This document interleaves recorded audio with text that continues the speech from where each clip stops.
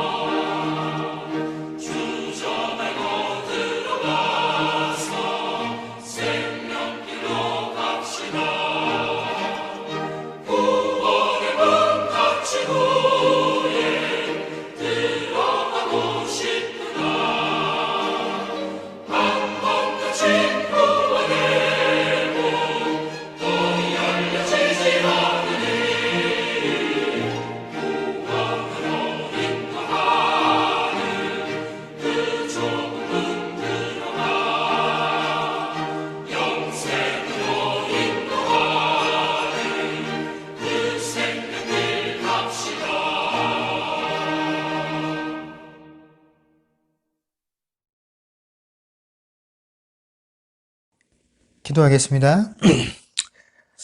고마우신 아버지 하나님, 은혜를 감사합니다. 오늘도 저에게 거룩한 주의 날을 허락하여 주셔서 아버지 하나님 인근 각처에서 오늘도 하나님을 사모하며 주의 전 앞에 모여 함께 예배드릴 수 있도록 하여 주시니 주여 감사를 드립니다. 하나님, 우리의 몸들은 비록 다 각자 처한 처소에 흩어져 있으나 우리의 마음과 중심들은 온전히 주님을 찾기에 갈망합니다. 그러하오니 오늘 우리가 선 어떠한 환경과 어떠한 장소에든지 주님을 찾을 때 주님을 찾는 이들을 위하여 예배하신 그 하나님의 놀라운 은혜와 사랑하심과 긍휼하심들이 그들의 삶의 현장 가운데 충만하게 임하는 은혜와 역사가 있게 하여 주시옵소서. 하나님, 간절히 바라고 소망하기는 여전히 아버지는 우리 주변에 많은 이들과 또한 우리가 살고 있는 이 땅과 우리의 고국이 여전히 코로나19로 인하여 고통받으며 근심하는 가운데 있습니다.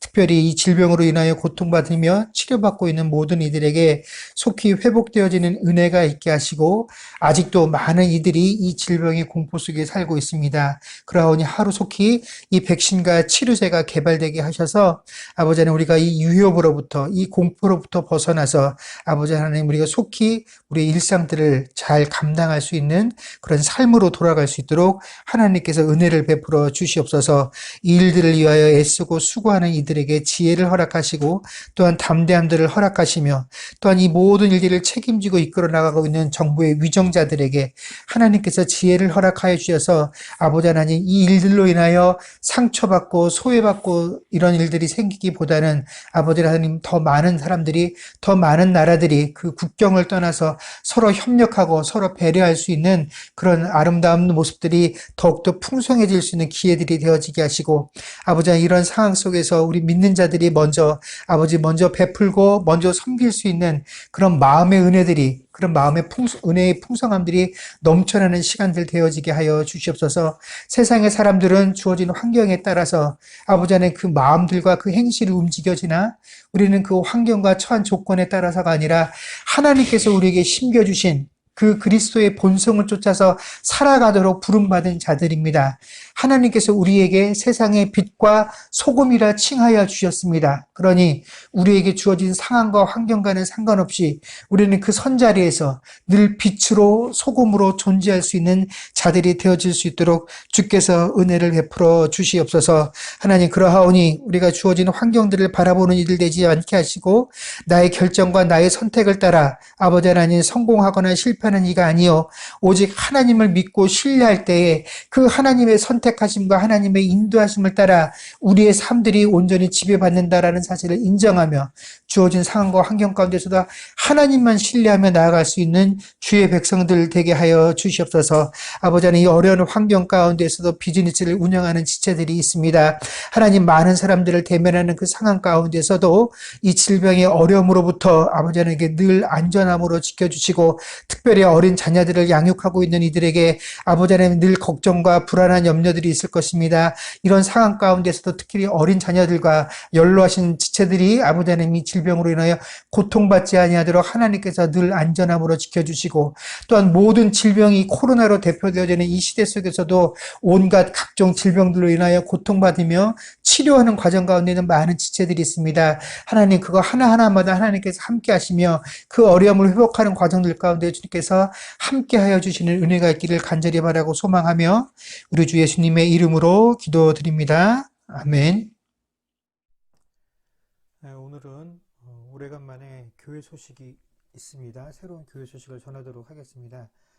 지난 주간에 캐나다 교회 목사님으로부터 연락을 받았는데 이제 조만간에 교회를 새로 오픈할 것 같습니다. 그런데 여기에는 이제 교회들이 꼭 지켜야 될 몇 가지 준수 사항을 저희들에게 알려주셨는데, 우선 예배실 안에서도 2m의 거리를 유지할 수 있도록 사람의 배치 좌석들을 그 표시를 해 둔다고 합니다. 그래서 그 표시가 된 자리에만 사람을 앉혀서 지금 예상하기로는 24명 정도가 예배실 안에서 예배를 드릴 수 있을 것 같고, 나머지 인원은 밖에서 드려야 되고요.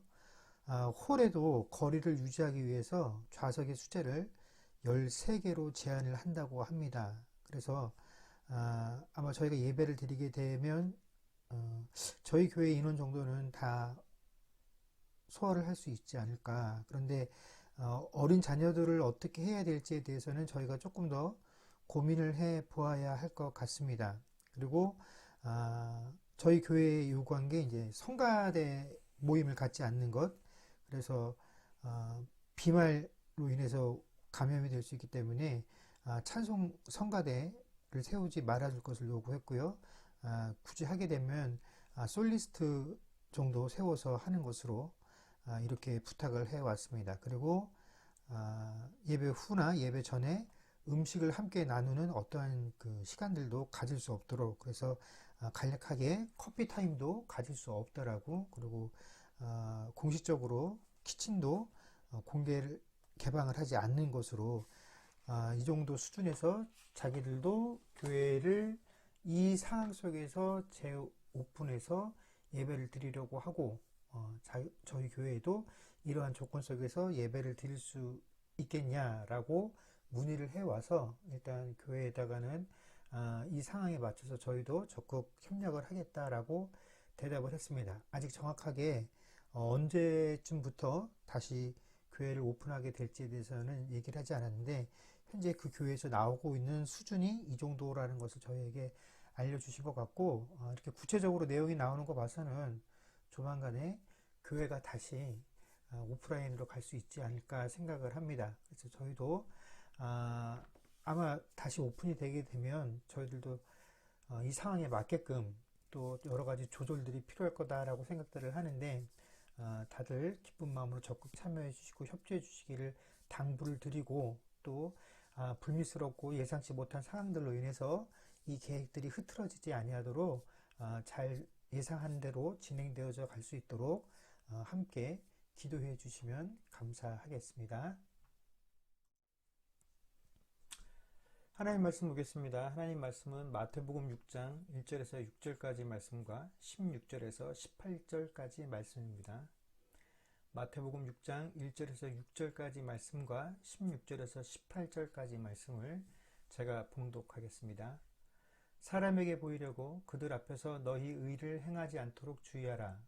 그리하지 아니하면 하늘에 계신 너희 아버지께 상을 받지 못하느니라.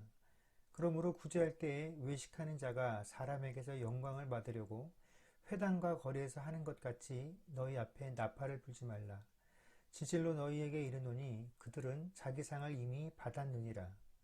너는 구제할 때에 오른손이 하는 것을 왼손이 모르게 하여 내 구제함을 은밀하게 하라. 은밀한 중에 보시는 너희 아버지께서 갚으시리라. 또 너희는 기도할 때에 외식하는 자와 같이 하지 말라.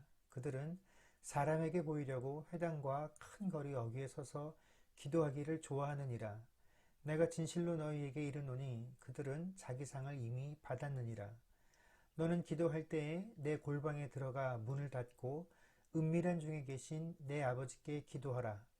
은밀한 중에 보시는 내 아버지께서 갚으시리라. 금식할 때에 너희는 외식하는 자들과 같이 슬픈 기색을 보이지 말라. 그들은 금식하는 것을 사람에게 보이려고 얼굴을 흉하게 하느니라. 내가 진실로 너희에게 이르노니 그들은 자기 상을 이미 받았느니라. 너는 금식할 때 머리에 기름을 바르고 얼굴을 씻으라. 이는 금식하는 자로 사람에게 보이지 않고 오직 은밀한 중에 계신 내 아버지께 보이게 하려 함이라. 은밀한 중에 보시는 내 아버지께서 갚으시리라. 아멘. 예수님께서 말씀을 선포하실 때 그 말씀을 듣던 많은 유대인들은 예수님께서 가르치시는 것들을 보고 이는 권위 있는 자와 같고 서기관들과 같지 아니하다라며 놀랐다라고 성경에 기록을 하고 있습니다. 일반 백성들이 알고 있는 율법에 관한 모든 내용과 또 하나님에 관한 지식들은 모두 다 이 서기관이나 바리새인들을 통하여 알게 된 내용들이죠. 그들 외에는 배울 사람이 없었기에 백성들은 그들의 가르침에 대해서 어떠한 의문도 갖지 않았습니다. 당연히 자신들이 배운 것들이 옳은 것인지 그른 것인지에 대한 분별력을 가질 수가 없었죠. 물론 그렇다고 해서 종교 지도자들이 그 율법을 가르침에 있어서 완전히 잘못된 내용들만을 가르친 것은 아니었습니다. 그러나 예수님의 가르침을 통하여 서기관과 바리새인들의 문제점이 드러나게 되었는데 그들이 가지고 있었던 문제점은 뭐냐면 바로 율법의 1.1획을 누락하는 것이거나 혹은 더하는 것이 그들의 문제였다라는 것입니다. 예수님의 시대에도 그랬고 현재를 살아가게 되고 있는 우리에게도 그렇지만 이 종교 지도자들이 생각하는 그 종교적인 의란 바로 자신들이 섬기고 있는, 자신들이 속해 있는 그 종교 행위에 근거를 두고 있는 것입니다. 그래서 하라는 것은 하고 하지 말라는 것을 하지 않는 것이 바로 의로운 신앙생활이며 그것들을 잘 따를 때 비로소 인정을 받을 수 있는 것입니다. 죄에 대한 관점도 마찬가지이죠. 그래서 종교 지도자들이 생각하는 죄라는 것은 자신들이 정해놓은 그 종교적인 법칙을 어기는 것입니다. 그러므로 그 법에 규정되어 있는 내용을 어기지만 않으면 어떤 행위도 죄가 되지 않기에 결국 어떠한 것을 죄로 정하느냐에 따라서 죄가 아닌 것이 죄가 되기도 하고 또 충분히 죄인 것을 죄가 아닌 것으로도 만들 수 있다라는 것입니다.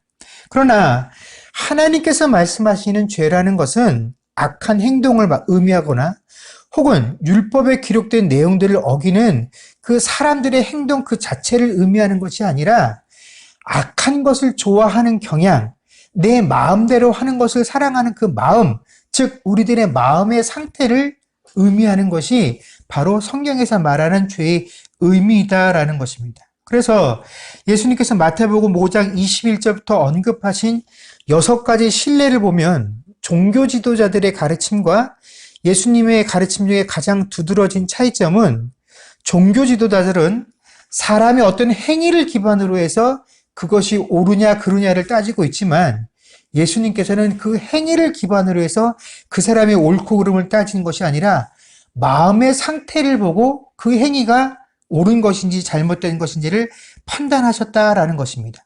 그런데 사람은 다른 사람의 마음을 알 방법이 없습니다.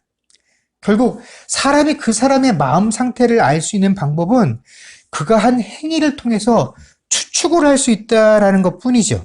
그렇기 때문에 사람에게는 보여지는 것이 굉장히 중요한 부분을 차지합니다.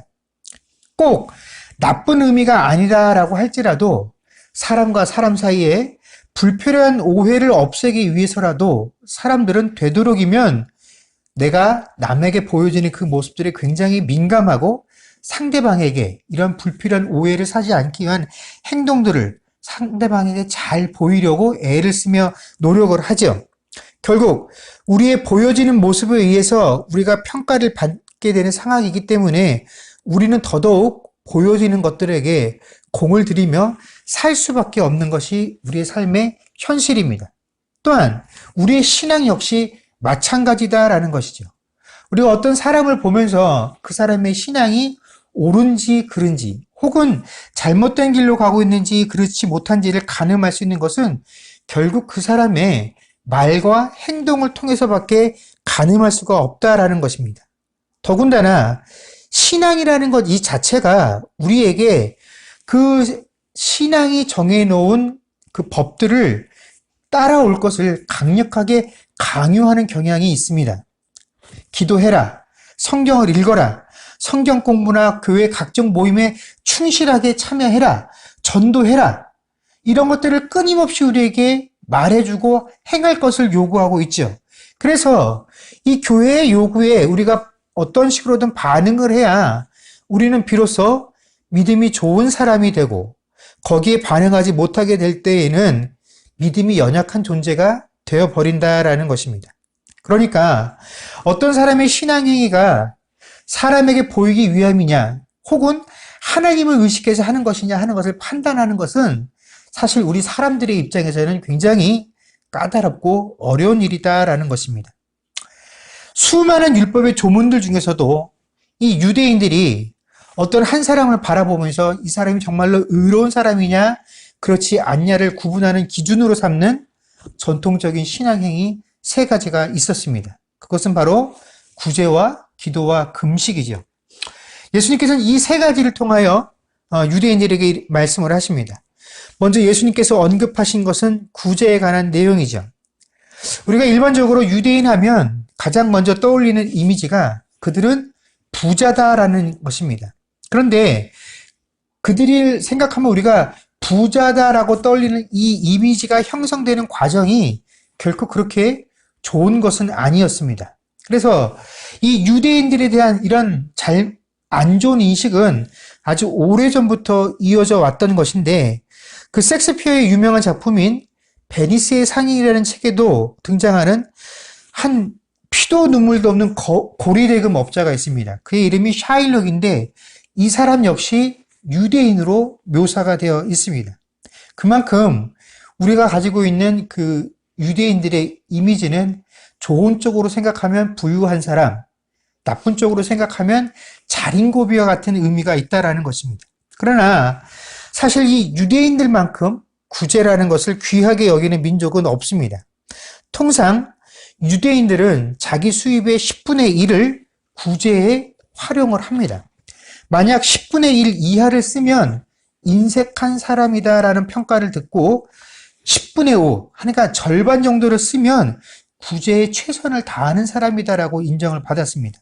그러나 그 이상 구제를 위해서 쓰는 것은 금지를 했는데, 왜냐하면 이렇게 너무 많은 지출을 구제에 사용하다 보면 오히려 자기 자신이 구제를 받아야 되는 대상에 처해질 수도 있기 때문에 그 이상은 구제로 사용을 하지 못하도록 막아놨다라는 것이죠.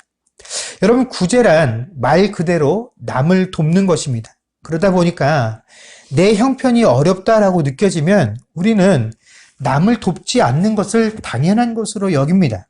그러나 유대인들에게는 그렇지 않았다라는 것입니다. 왜냐하면 유대인들에게는 율법으로 자신의 처지와는 상관없이 이것이 하나님께서 그들에게 주신 명령이었기 때문에 당연히 행하여야 할 중요한 의무였기 때문에 그렇습니다.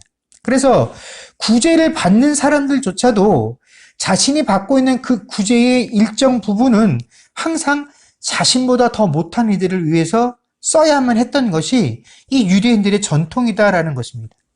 신명기 15장 1절에서 15절 내용을 보게 되면 매년 7년마다 빚을 면제해 주라라는 구절이 있습니다. 이것은 하나님께서 이스라엘 백성들에게 원하셨던 것은 그들 공동체 안에 결국에는 가난한 자가 없도록 하게끔 하기 위해서 강제적으로 적극적으로 불쌍한 사람들을 도와주라라고 하신 명령에 해당되어지는 것이죠.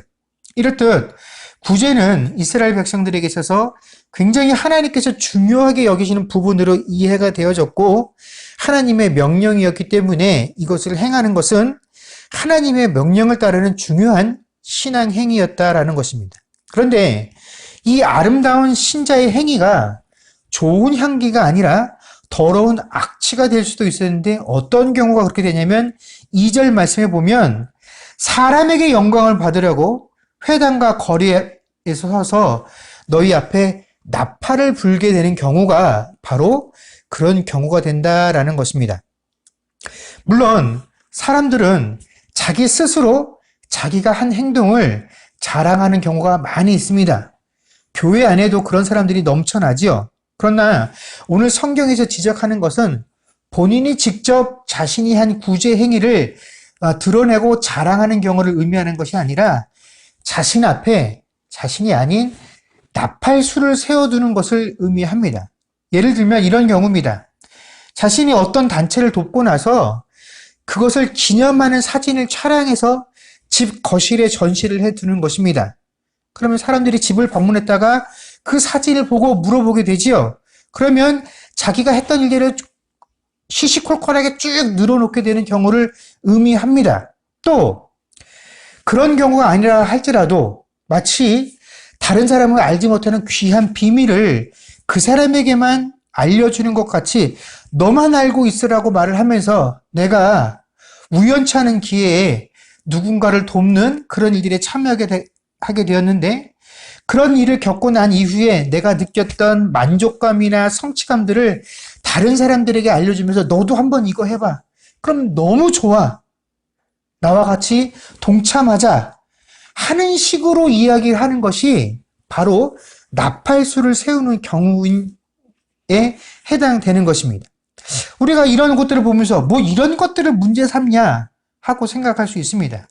세상에서는 이런 것들을 당연한 것으로 여기고 유명한 연예인들을 앞세서 오히려 홍보하고 동참하는 것을 호소를 합니다. 물론 남을 돕는 것은 좋은 일입니다. 권장할 만한 일입니다. 칭찬받아 마땅한 일입니다. 그러나 최소한 신앙인인 우리에게는 그렇지 않다라는 것입니다. 3절에 주께서는 구제하는 이들을 향해서 이렇게 말씀하십니다. 뭐라고 하셨냐면 오른손이 하는 것을 왼손이 모르게 하라라고 하셨다라는 것입니다. 이것은 우리가 의식하지 않고 무의식적으로 할 수 있는, 즉 본능적으로 반응하는 경우에만 가능한 일이다라는 것입니다.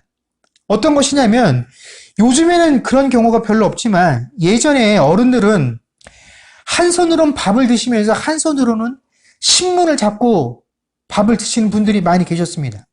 그런데 신기하게도 한 손으로 신문을 보면서 이 나머지 한 손으로 숟가락과 젓가락으로 밥을 뜨고 반찬을 뜨고 국을 푸는데 아무런 문제가 없었다라는 것입니다. 숟가락을 내려놓고 젓가락을 짚고 또 젓가락을 내려놓고 숟가락을 치면서 아무런 문제 없이 두 가지 일을 동시에 하셨다라는 것입니다. 또 어린 자녀들은 어떻습니까? 밥을 먹으면서 시선은 온통 TV에 가 있으면서도 밥을 퍼서 그 밥을 입안에 넣는데 아무런 문제가 없었다라는 것입니다. 이처럼 무의식적으로 행함에도 불구하고 아무런 문제 없이 이 일들이 할 수 있었던 것은 우리 몸에 이것이 아무렇지도 않게 자연스럽게 배어 있었기 때문에 가능한 경우다라는 것입니다. 그런데 구제라는 것이 바로 우리의 삶 속에 이렇게 배어 있는 것이 되어야 한다라는 것입니다. 이것을 행함에 있어서 뭔가를 의식하는 것이 아니라 이건 당연한 것이야. 하고 있다라는 것 자체도 느끼지 못할 만큼 되었을 때에 비로소 하나님께서 우리에게 요구하셨던 그 구제의 참 의미가 드러나게 되어진다라는 것입니다. 또한 기도는 어떻습니까? 예수님 당시에 경건한 유대인들은 하루에 3번 기도를 하였습니다. 특별히 예루살렘 인근에 거주했었던 사람들, 그 중에서도 기도에 열심이었던 사람들은 이 3번을 성전에 올라가서 기도하는 것을 굉장히 좋아했습니다. 그러나 여러분, 이것이 좋은 일이고 이것이 그들의 일상의 삶 가운데 요구되어지는 요구다라고 할지라도 대부분의 사람들이 생계에 집중하다 보면 하루에 3번 시간을 맞춰서 기도한다라는 것이 결코 수월한 일이 아니었습니다. 그런데 그 시간에 성전에 올라가서 기도한다라는 것은 그야말로 언감생심 같은 일이죠. 그러니 여러분, 성전에 올라가서 기도하는 사람들, 특별히 하루에 3번씩 그 시간을 맞춰서 기도하러 그 성전에 찾아가는 사람들은 주로 어떤 사람들이었겠습니까? 서기관 아니면 바리새인들 뿐이었다라는 것입니다. 그런데 5절 말씀처럼 해당과 큰 거리 어귀에서 기도하는 이런 경우가 어떻게 해서 발생하게 되냐면 이건 이런 상황입니다.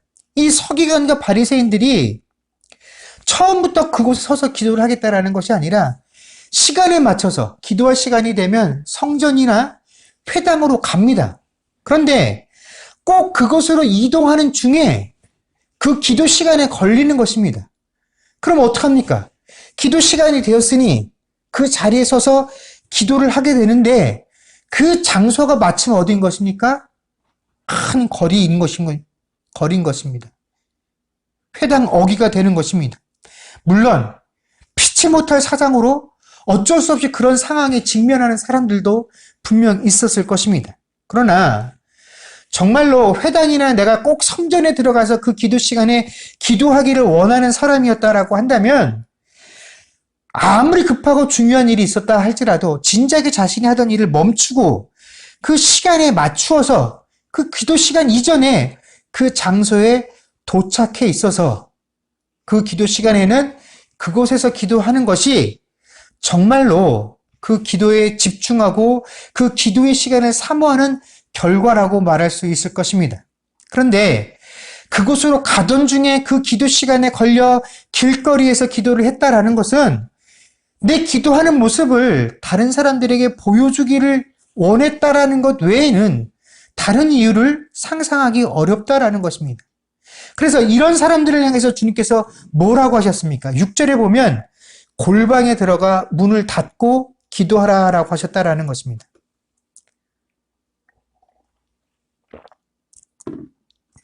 여러분, 여기서 골방이라는 말로 번역된 헬라어 타메이온입니다. 이 말의 의미는 침실 혹은 다락이다라는 의미를 가지고 있습니다. 그런데 이 유대인들이 주로 어떤 곳을 이 골방이라고 불렀냐면 이곳은 사람들이 다른 이들에게는 들키고 싶지 않고 보여주고 싶지 않은 자신만의 중요한 보물과 비밀들을 감추어두는 은밀한 장소로 사용했던 것을 일컫는 말이 바로 이 타메이온 골방이다라는 의미입니다.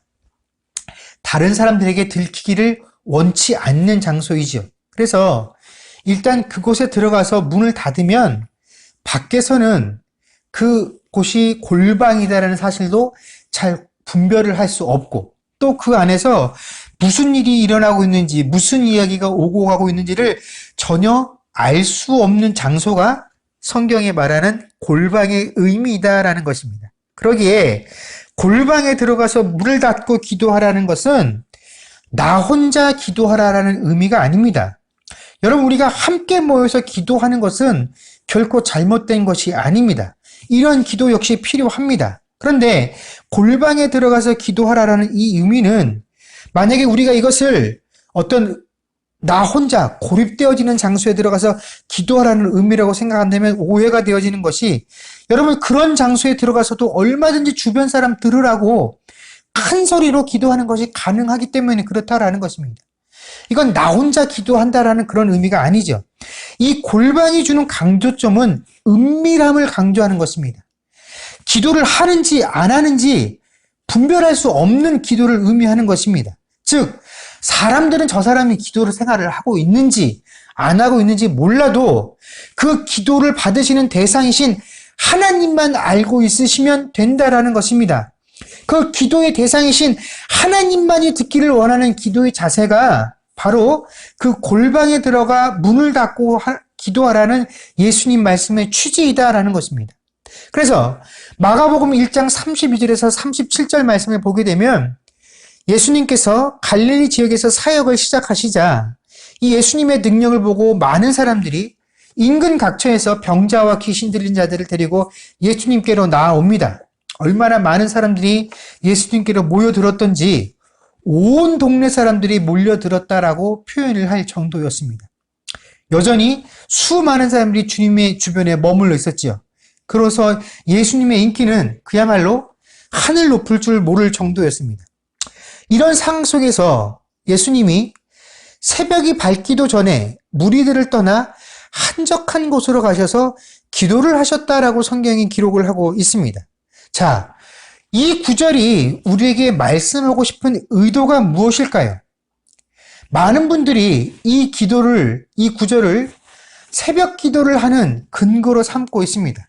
예수님께서도 새벽 기도를 하셨다. 그러나 이 구절이 말하고자 하는 것이 정말로 그런 의미일까요?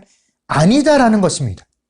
이 구절이 우리에게 강조하는 것은 많은 사람들이 예수님을 주목하고 예수님께 환호와 존경과 관심이 보여지고 있었던 그 시기에 사람들이 잠시 피곤하게 지친 틈을 타서 사람들이 그 사람들의 시선을 피해 하나님께로 은밀히 기도하러 나아가셨다라는 것이 이 구절이 우리에게 강조하는 것입니다. 즉, 이 구절의 핵심은 뭐냐면 예수님께서도 하나님께 기도하기 위해서 어떻게 해요? 한적한 곳으로 나아가셔서 기도하셨다라는 것입니다. 이것이 성경이 우리에게 강조하는 내용이다라는 것이죠. 마지막으로 금식에 관한 부분입니다. 하나님께서는 사실 금식을 그렇게 강조하지 않으셨습니다. 율법에는 금식을 딱 1년에 한 번 말씀하고 계시죠. 대속죄일 이 하루만 금식을 하도록 말씀을 하셨는데, 하나님께서 금식을 백성들에게 요구하신 이유는 이날 하루만큼은 모든 백성들이 다른 모든 행위를 멈추고 오직 하나님께만 집중하기를 원하셨기 때문에 노동과 금식을 명하신 것입니다. 즉, 하나님께서 요구하신 것은 금식이라는 행위 자체가 아니라 그 금식이라는 행동을 통해서 이스라엘 백성들이 온전히 하나님께만 집중하기를 원하셨다라는 것입니다. 그런데 이것이 변질이 되어서 금식 자체를, 그 행위 자체를 우리가 귀한 것으로 여기게 되었다라는 것이죠. 그 결과 금식의 횟수나 그 기간을 그 사람의 신앙으로 받아들이게 되었고, 그러다 보니까 사람들은 자신이 금식하고 있다는 사실을 드러나기 위해서 얼굴이 흉하게 되는 것을 그냥 방치하게 되었다라는 것입니다. 그래서 사람들이 물어보죠. 목사님, 장로님, 권사님, 아무개 집사님, 요즘 얼굴이 왜 이렇게 까칠해요? 그러면 못 이기는 척하고 대답을 하죠. 요즘 금식을 해서 그런가? 표가 많이 나? 이런 식으로 자기가 금식하고 있음을 드러낸다라는 것입니다. 여러분, 분명 금식은 우리 신앙에 유익을 주는 중요한 도구입니다. 예수님도 금식을 하셨고 바울 사도도 금식을 하였습니다. 그러나 성경 어떠한 부분에서도 우리에게 금식을 강조하지는 않습니다. 그런데 바로 오늘날 이 금식이 우리들의 신앙 생활에 아주 기계적으로 행해지고 있다는 것입니다. 어떤 절기가 되었으니까, 무슨 문제가 있으니까, 교회에 어떤 다급한 일이 닥쳤으니까, 어떤 상황이 되면 우리는 의례적으로 행해지는 것을 금식으로 삼아버렸다라는 것입니다. 하나님께 집중하기 위한 방편으로 우리에게 주신 것이었는데 오히려 자기 자신에게 집중하는 도구가 되어버린 것이 바로 이 금식이다라는 것입니다. 특별히 우리가 어떤 절기가 되면 교회가 무조건적으로 금식을 선포하고 몇 주 전부터 이 금식을 할 사람들을 모집하고 그 사람들에게 시간을 정해주고 이런 모든 행동들은 오늘 본문 말씀에서 주님께서 이런 식으로 금식하는 행위를 통해서 너희 의를 드러내지 말라고 하신 그 주님의 말씀에 정면으로 위배가 되는 것입니다. 여러분, 우리의 입술은 늘 하나님의 의를 외치지만 정작 우리의 신앙은 주님께서 경계하라고 말씀하신 그 바리새인과 서기관의 의를 항상 쫓고 있다는 것입니다. 그러면서 주님께서 지적하시는 그 행위에 대해서 핑계와 변명마저도 예수님 시대에 그들이 했던 것과 하나도 틀리지 않고 똑같은 핑계를 그대로 반복하고 있다는 것입니다. 오늘 본문 말씀은 우리가 하나님께 더 가까이 나아가는 거룩한 행위라고 여겼던 그 신앙 행위를 통하여서 우리가 얼마나 하나님께 범죄할 수 있는가를 보여주는 무서운 예입니다. 우리가 기도하기만 하면 하나님께서 무조건 기뻐하시고 그 기도 행위가 하나님께 영광을 돌리는 아름다운 신앙 행위다라고 생각을 합니다. 그러나 오늘 주님께서는 그 기도라는 행위를 통하여 우리가 얼만큼 하나님 뜻에서 어긋나서 범죄할 수 있는지를 말씀하고 계십니다. 여러분, 죄라는 것은 우리가 신성하고 거룩하다고 여기는 이 신앙 행위를 통하여서도 얼마든지 우리의 삶 가운데 들어올 수 있다라는 것입니다. 어떠한 신앙 행위로도 우리를 의롭은 존재로 만들 수 없다라는 것입니다. 이 위에 세 가지 예를 통하여 주님께서 우리에게 말씀하시는 것은 우리들의 신앙 행위가 정말 하나님을 위한 것인지 너 자신을 위한 것인지를 분명하게 하라는 요구입니다. 그래서 우리는 내가 하고 있는 이 신앙 행위가 과연 최종적으로 누구를 위한 것인가를 자기 자신에게 스스로 끊임없이 물어보아야 합니다. 정말로 이 행위를 통해서 마지막으로 영광받기를 원하시는 존재가 하나님이신 것인지 아니면 그 하나님이라는 그 이름을 팔아 내가 스스로 어떤 영광받기를 위한 것인지, 또한 우리는 은밀하게 행하라는 이 주님의 말씀을 통하여 주님이 언제나 우리의 삶에 함께 가고 계신다는 사실을, 또 우리 자신이 언제나 하나님 앞에서 살아가고 있는 존재다라는 사실을 기억하라고 말씀하고 계신다라는 사실을 기억해야 합니다. 이 말은 무슨 말이냐면 우리는 하나님은 저 멀리 하늘나라 보좌에 앉아 계시고 나는 여기 이 땅 위에 살면서 내가 뭔가 하나님 앞에 요란하게 외치지 않으면, 내가 강력하게 어필하지 아니하면 하나님은 나 같은 존재에는 관심도 없으신 줄 알고 있다라는 것입니다. 그렇게 해서 어떻게 하든지 좀 더 요란하게 구제하고 특색 있게 기도하고 금식해야 겨우 하나님께서 내 기도를 들어주시고 내게 관심을 가져주신다라고 여기는 것 같습니다. 그래서 어떻게 해서든지 남보다 좀 더 튈 수 있는 그런 방법들을 찾는다라는 것이죠. 그러나 그렇지 않다라는 것입니다. 하나님은 은밀한 중에 우리의 모든 것을 보신다라는 것입니다. 그리고 은밀한 중에 보시고 갚아주십니다. 그 은밀함 가운데 우리의 마음이 들어갑니다. 우리가 아무리 우리의 마음을 꼭꼭 숨기려고 하여도 그 마음이 드러나게 되어진다는 것이죠. 그래서 우리의 악한 본성도 우리의 어떠한 의도 역시 숨김없이 주님 앞에 다 드러나게 될 것이다 라는 것입니다. 또한 주님께서는 이 땅에서 사람들에게 보상을 받은 자들에게는 하나님께로부터 오는 상이 없을 것임을 분명히 하셨다라는 사실을 우리가 기억해야 합니다. 우리가 입술로는 언제나 하나님 나라를 기대하고 소망한다라고 고백을 하며 하나님만 아시면 된다라고 하는데 과연 내가 기대하고 소망하는 것이 하나님 나라인 것인지 아니면 이 땅에서의 상인지 우리가 확인해야 한다라는 것입니다. 많은 이들이 자신들의 신앙 행위의 대가로 내가 세상에서 성공이나 형통과 같은 상을 받았다라는 것을 간증을 합니다. 또 수많은 사람들이 이런 이야기를 듣고 나도 그들처럼 이 세상을 살아가면서 성공과 형통이라는 상을 받기를 기대하고 그런 것들을 추구하며 신앙생활을 합니다. 여러분, 그러나 그것은 상이 아닙니다. 주께서는 오늘 이 세 가지 일을 드시면서 외식하는 자들과 같이 되지 말라라고 하셨는데 이 외식이라는 말은 헬라어 휘포크리테스로 이것은 극장에서 사용되는 단어로 모모인 채 하다 혹은 연기하다라는 의미를 가진 단어입니다.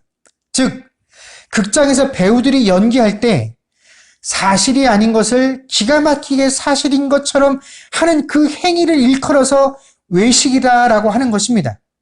오늘날 우리가 배우들, 드라마나 영화를 통해서 배우들이 하는 그 연기를 보면서 감탄에 맞이하지 않는 그 행위가 바로 외식이다라는 것입니다. 그런데 우리가 그런 외식하는 행위를 보면서 상을 줍니까?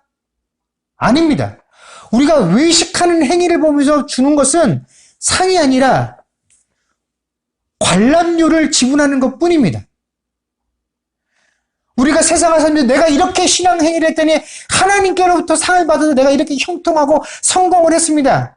나는 하나님께로부터 상을 받았습니다 라고 여길지 모르나 그것은 외식이고 그런 외식하는 자들에게 주어지는 것은 상이 아니라 그저 관람료를 지급받은 것일 뿐이다라는 것입니다. 그런데 우리가 이것을 상이다라고 착각을 하며 살아가는 것이죠. 이 세상에서 세상 사람들에게 자신의 삶을 보여주고 받은 그 관람료로 기뻐한 자들은 하나님께 상 받을 것이 없다라는 것입니다. 여러분, 이제 말씀을 맺겠습니다. 우리는 신앙생활을 하면서 우리 신앙생활의 초점을 십자가의 길을 걷는 것이다라고 스스로 고백을 합니다. 특히 기도를 많이 할수록 금식을 많이 하고 구제를 많이 하는 사람일수록 스스로 교회 안에서 자기 자신을 십자가의 길을 걷고 있는 사람이다라고 강하게 인식하며 살아가는 자들일 수 확률이 많습니다. 그러나 십자가의 길을 간다라고 생각하면서 금식하고 기도하며 구제하는 그 순간에도 과연 내 마음과 내 행동이 십자가를 지고 그 길을 가겠다라고 하는 것인지 아니면 그 십자가를 조명삼아 내가 가고 있는 그 길을 밝히려고 하는 것은 아닌지 우리가 깊이 고민해야 할 것입니다. 우리가 살아가고 있는 동안 행해지는 내 모든 신앙 삶이 내 모든 이 신앙 행위가 하나님 앞에 외식으로 보여져서 이 땅에서 고작 관람료를 받으며 살아가는 인생이 될 것인지 아니면 진정 하나님께로부터 상을 받는 인생을 살아가는 자들이 되어질 것인지를 깊이 고민하며 이 한 주간 하나님께서 원하시는 그 삶을 살아갈 수 있는 저와 여러분들이 되어질 수 있기를 주의 이름으로 간절히 축원합니다. 기도하겠습니다. 그렇습니다. 주님, 유대인들은 자신들이 행하고 있는 이 신앙 행위가 정말로 의로운 것인지 아닌지를 구분하기 위해서 구제와 기도와 금식을 설정하였고 자신들이 지목한 그 수준에 도달하기 위해서 애쓰고 노력을 하였습니다. 그러나 하나님께서는 그 세 가지에 우리가 하나님께 더욱더 가까이 나아가고 하나님을 섬김에 있어서 의로운 자라고 판단받을 수 있는 그 행위들이 오히려 하나님의 영광을 가리우는, 오히려 거룩한 행위가 아닌 범죄하는 행위가 될 수 있음을 우리들에게 말씀해 주셨습니다. 어떻게 될 때 그렇게 되느냐? 외식할 때 그렇게 되어진다라는 것입니다. 그리고 그 외식을 통하여 우리가 세상을 살아가면서 얻게 되는 그 모든 것들은 결코 상이 아니라 그저 우리가 세상에 보여준 그 쇼에 대한 대가일 뿐이다라는 것입니다. 그리고 그 쇼에 대한 대가를 지급받은 이들은 하나님께로부터 받을 상이 없다라고 주님께서는 분명히 말씀하고 계십니다. 하나님, 우리가 정말로 이 땅에서 정말 사람들이 알아주지 아니하는 오직 하나님 바라보고 걸어가는 이 십자가의 길들을 걸어가면서 하나님, 우리가 정말로 고작 그 관람료를 받는 인생들을 살아가기를 소망합니까? 아니면 하나님께로부터 받을 그 상을 기대하며 살아가는 자들입니까? 하나님, 외식하는 자들 되지 말게 하시고 은밀한 중에 보시며 은밀한 중에 갚으시는 그 하나님을 기대하며 소망하고 살아갈 수 있는 주의 백성들 되게 하여 주옵소서. 감사드리며 우리 주 예수님의 이름으로 기도드립니다. 아멘. 우리 찬양 주만 바라볼지라 하겠습니다.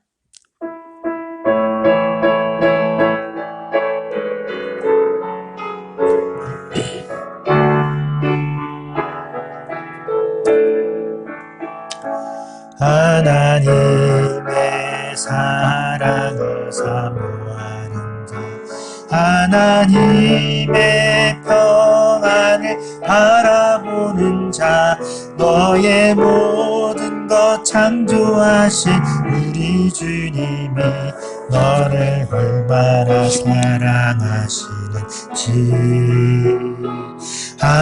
하나님께 찬양과 경배하는 자, 하나님의 선하심을 닮아가는 자, 너의 모든 것 창조하신 우리 주님이 너를 자녀 삼으셨네. 하나님 사랑의 눈으로 너를 어느 때나 바라보시고 하나님 인자한 귀로서 언제나 너에게 기울이시니 어두움에 밝은 빛을 비춰주시고 너의 작은 신음에도 응답하시니 너는 어느 곳에 있든지 주를 향하고 주만 바라보지라. 주만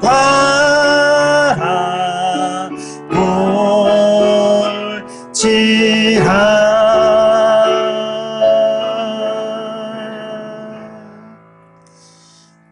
기도하겠습니다. 지금은 우리 주 예수 그리스도의 은혜와 하나님 아버지의 크신 사랑과 성령님의 교통하심과 충만케 하는 역사가 이제 은밀한 중에 모으고 갚으시는 그 하나님의 상을 기대하며 살기로 고백하는 주의 백성들과 그들의 가정과 사업과 자녀들과 그 미래와 이 교회 위에 이제로부터 영원토록 함께 있을지어다. 아멘.